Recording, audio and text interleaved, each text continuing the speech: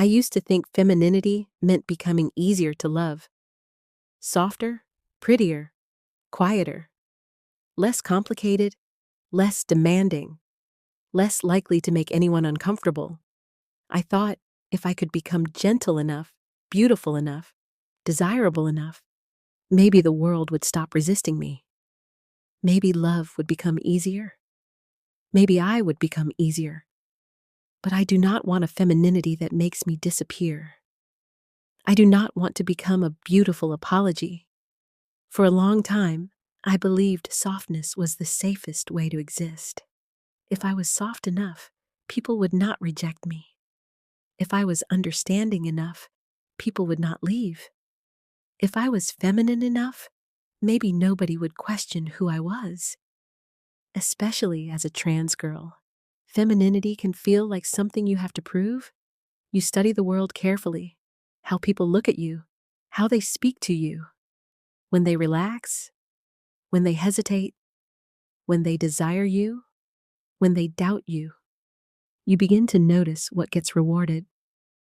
The right angle, the softer voice, the prettier photo, the more graceful response, the version of you that makes other people comfortable. And slowly, without realizing it, you may start confusing recognition with permission. If they see me correctly, I am allowed to be her. If they desire me, I am allowed to be beautiful. If they approve of me, I am allowed to feel real. But that is a fragile place to live, because the world will not always read you correctly. Some people will misunderstand you. Some people will project onto you. Some people will desire the most convenient version of you. Some people will only love your softness when it comes without boundaries. And if your femininity only exists when other people confirm it, then every gaze becomes a test. Every bad photo becomes evidence. Every cold response becomes a verdict. Every rejection asks, "Am I still her?" That is too much power to give away. I used to think the opposite of rejection was being loved. Now I think the opposite of rejection is not abandoning yourself when rejection happens. That is a very different kind of strength. Because being easy to love can still leave you empty. You can become so agreeable that nobody ever meets the real you. You can become so beautiful that people forget you have an inner life. You can become so soft that everyone comes to you for warmth while you quietly freeze. You can become so good at being wanted that you forget what you want. This is the danger of making femininity only about softness.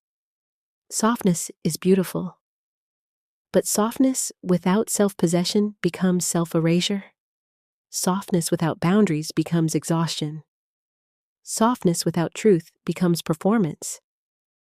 Softness without anger becomes a prison. I used to be afraid of my anger, not dramatic anger, not cruel anger. Just the small, clear anger that says no. That hurt me. I do not want this. That is not mine to carry. I will not make myself smaller so you can feel innocent. For a long time, that kind of anger felt unfeminine to me, too sharp, too difficult, too risky. But now I think anger is one of the organs of self-respect. Not rage, not punishment, not bitterness. Clean anger. The kind that tells you where a boundary has been crossed. The kind that wakes you up when you are about to betray yourself. The kind that says, "This is not love if I have to disappear to receive it." That anger does not make me less feminine. It makes my femininity alive. I am starting to understand that femininity is not the absence of force.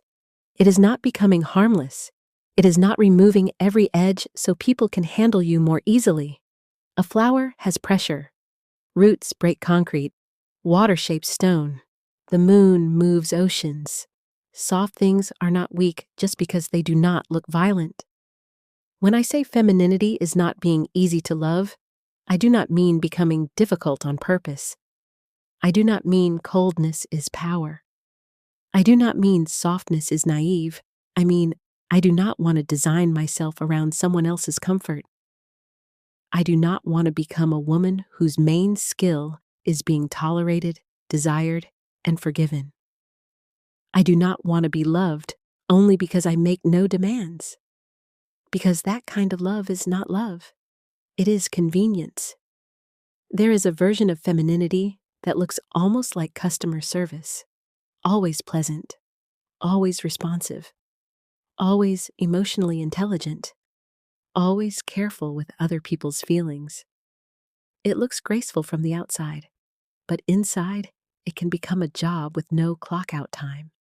You are always monitoring the room. Is he disappointed? Is she judging me? Did I sound too cold? Did I ask for too much? Did I ruin the mood? Should I explain more? Should I soften it? And slowly, your inner life becomes an unpaid performance. I know that performance very well. I have tried to make my boundaries sound gentle enough to be accepted. I have explained my no until it became almost a yes. I have made myself understandable to people who were not really listening. I have turned discomfort into elegance. But sometimes the most feminine thing is not explaining. Sometimes it is silence. Sometimes it is leaving. Sometimes it is allowing someone to misunderstand you. Sometimes it is not rushing to become more lovable after someone fails to love you well. That is still hard for me, because I still want to be liked. I still want to be admired. I still want to be seen as kind, feminine, thoughtful, and beautiful. I still feel the pull to be pleasant, and I do not think that is wrong. Wanting love is not weakness. Wanting approval is not shameful. Wanting beauty is not shallow. The problem begins when wanting becomes obedience, when wanting to be loved turns into training yourself out of your own truth. There is a difference between being loving and being easy to love. Being loving comes from fullness. Being easy to love often comes from fear. Fear of being abandoned. Fear of being too much. Fear of being replaced. Fear that if you show your real shape, love will leave. So you edit yourself. You remove the parts that feel inconvenient, your anger, your ambition, your needs, your sadness, your boundaries, your truth, and eventually you become a more manageable version of yourself, a version that fits better into someone else's desire. But real love does not ask you to become smaller than your soul. Real love may ask you to grow. It may ask you to become more honest, more responsible, more present. But it does not ask you to become less real. It does not turn your complexity into decoration. It does not treat your needs as flaws. It does not punish your boundaries and then call your fear femininity. This is why I am defining femininity differently now. Femininity is not being easy to love. Femininity is the ability to remain connected to yourself, while love, desire, beauty, and attention move around you. It is softness with a center, beauty with ownership, sensitivity with discernment, warmth with doors. Grace with a spine. I like that phrase. Grace with a spine. Because I do not want to lose my grace. I do not want to become hard just because the world is careless. I do not want to make bitterness my personality. But I also do not want to confuse grace with self-abandonment. Grace is how I move. A spine is what keeps me upright. I need both. There are people who will only love you when you are easy. Easy to access. Easy to desire. Easy to forgive. Easy to control. Easy to understand. And when you stop being easy, they may say you changed. Maybe you did. Maybe you became less available to their fantasy. Maybe you became less useful to their comfort. Maybe you became less willing to confuse being needed with being loved. That is not failure. That is growth. Sometimes becoming yourself means becoming less convenient.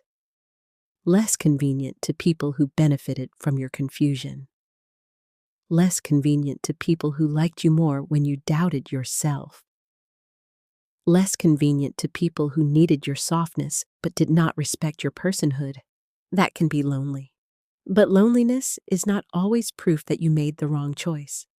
Sometimes loneliness is the space created when you stop living inside other people's expectations. I think femininity matures in stages. At first, it may be about becoming visible, being seen, being desired, being recognized. Then it becomes about choice. Who gets access? What kind of attention do I accept? What kind of love expands me? What kind of desire reduces me? And then, maybe, it becomes about authorship. Not just, do they see me as feminine?